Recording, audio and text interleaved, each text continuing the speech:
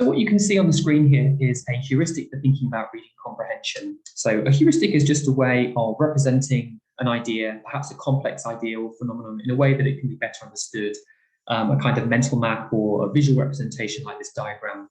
And this one is reading comprehension within a socio-cultural context. So reading as an interactive activity within a particular social context involving the reader and the writer. So we have here three dimensions to this model. We have the text itself, we have the reader, and the activity or the reason why the reader is reading the text. This was developed back in 2002 by the Rand Reading Study Group. And what we're going to do is look at each of these three dimensions and explain a little bit more about the different features of them. So we'll begin with the textual dimension. So when reading a text, the reader will construct what we call, or what the Rand group call, representations of the text for comprehension purposes. And these are at different levels. So at the lowest level, we have the surface code, which means the exact wording of the text. So the vocabulary and grammar at the really, really surface level of the text. They're syntactic choices of the author. Above this, we have the text base, or what, in other words, the idea unit. So what is the idea or the content that the writer is trying to convey? Another phrase for this is the propositional content. What is the proposition? What are the propositions that the authors are conveying within the text? The meaning of the text, essentially. At the slightly higher level, we have the mental models, and this is the way in which information is processed by the reader for meaning. And this is embedded within the text. So already here we can see that reading is an act of interpretation involving the reader who will bring something to the text. And what the reader brings to the text, we have here several different, I guess, abilities or features they'll bring. The first one being their cognitive capabilities. So, for example, their attention, their ability to attend to a text and to maintain their attention. Their working memory, their ability to remember what was contained within the text, particularly more difficult with longer texts. Their critical analytical ability, their ability to criticize and to be critical. And this one is a very important one, their inferential skills, so their ability to perhaps read between the lines or to make sense of the deeper meaning of a text. Readers, of course, will differ in their motivation for reading a text, their reasons and their level of interest within the text, and also their self-efficacy, so their self-beliefs in their effectiveness as a reader. This one's a very important one here, a big one. So knowledge. Readers will differ in the amount of knowledge of the topic that they bring to the text, their topic knowledge. They'll also differ in their vocabulary knowledge as well. So you can imagine that an L1 versus an L2 or a lower level L2 user will have different levels of language knowledge and in particular vocabulary knowledge.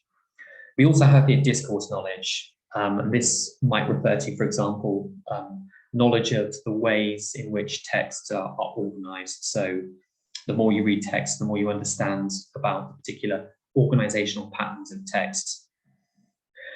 And for instance, as well, knowledge of comprehension strategies. So stronger readers will be more self-aware. They'll be more aware of certain metacognitive strategies that they can use to improve their reading abilities. So for example, looking at the opening sentences of paragraphs or the closing sentences in paragraphs in academic essays to better understand the meaning of the writer. And of course, as I just mentioned, experiences. So the more you gain experience within a particular textual genre or register, the easier it will be to understand the particular conventions and expectations of the text. So talking about textual genres, we have here 5 of the most popular textual genres that will, of course, have different, impose different issues in terms of understanding on learners. So, for example, narrative texts that deal with a sequence of events, for example, stories, or news articles that might approach a topic from a story perspective. The procedural genre, so, for example, recipes or instruction manuals.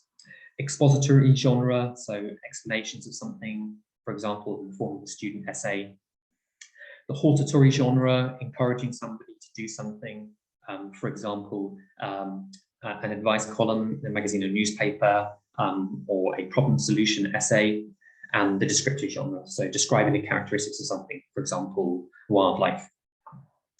And in terms of genres, these map out onto many different text types, which individuals encounter on a regular basis, which does make the process of reading quite complicated.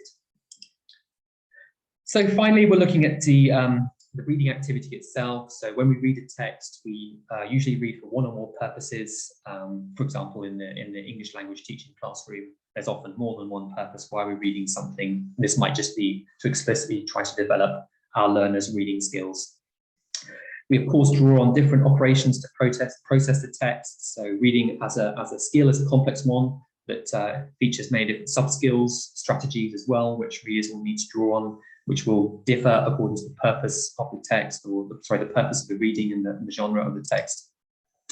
And of course, the outcomes of performing the activity itself will differ. So when we read, for example, for enjoyment, or we read a novel or a book in our free time, we might reflect on what we thought about the story. We might mentally review the story, or consider if we would like to read a book by the same author, a different book. Or, for example, in an academic essay, we might reflect on how well we understood the content, and whether we need to go back and try to read again to better understand perhaps a different area of the text, for instance, the methodology or the results.